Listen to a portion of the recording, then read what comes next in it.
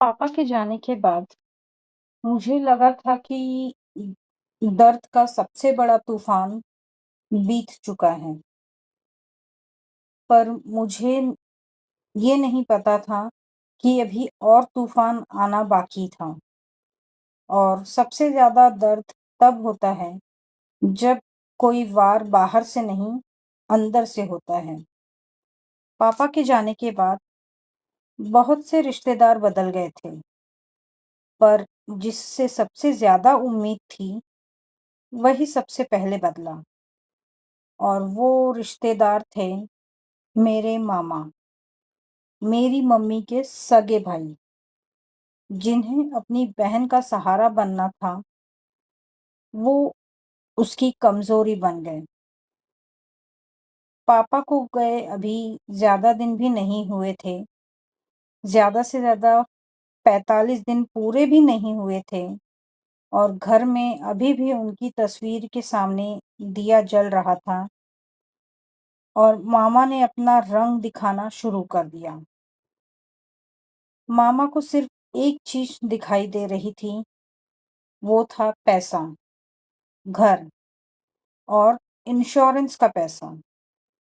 उन्होंने मम्मी से कहना शुरू किया, जीजा जी ने बोला था पैसा मेरा भी है, मैं भी हकदार हूँ इस पैसे का।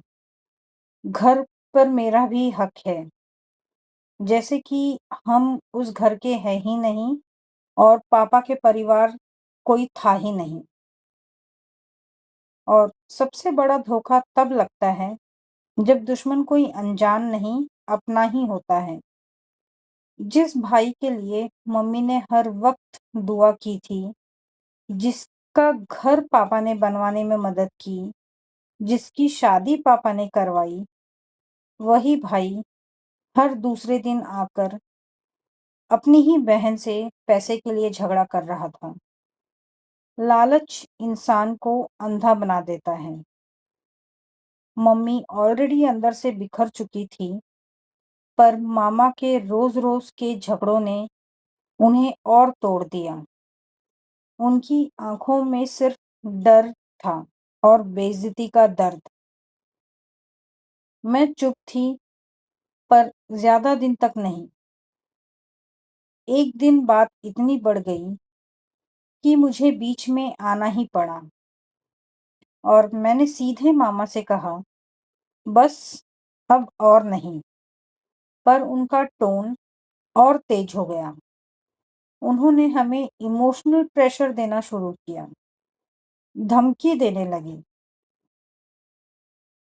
और उस दिन मुझे समझ आ गया कि ये सिर्फ पैसे की बात नहीं है, ये हक और इज्जत की बात है।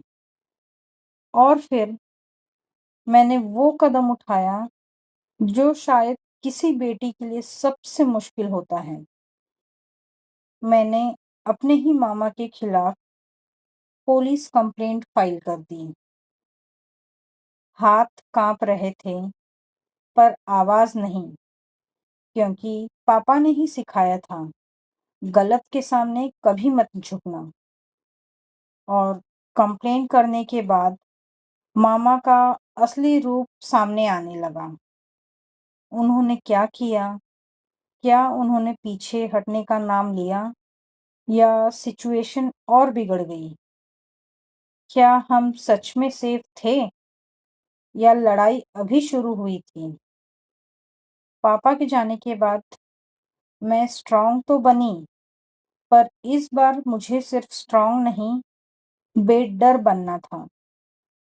आगे क्या हुआ, मामा ने क्या रिएक्शन दिया और कैसे मैंने अपने घर को बचाया, कहानी जारी रहेगी अगले व्लॉग में। और अगर आप यहाँ तक आए हैं तो प्लीज़ चैनल को लाइक कीजिए, सब्सक्राइब कीजिए और कमेंट में लिखिए। कभी-कभी अपने ही सबसे बड़ा इम्तिहान लेते हैं।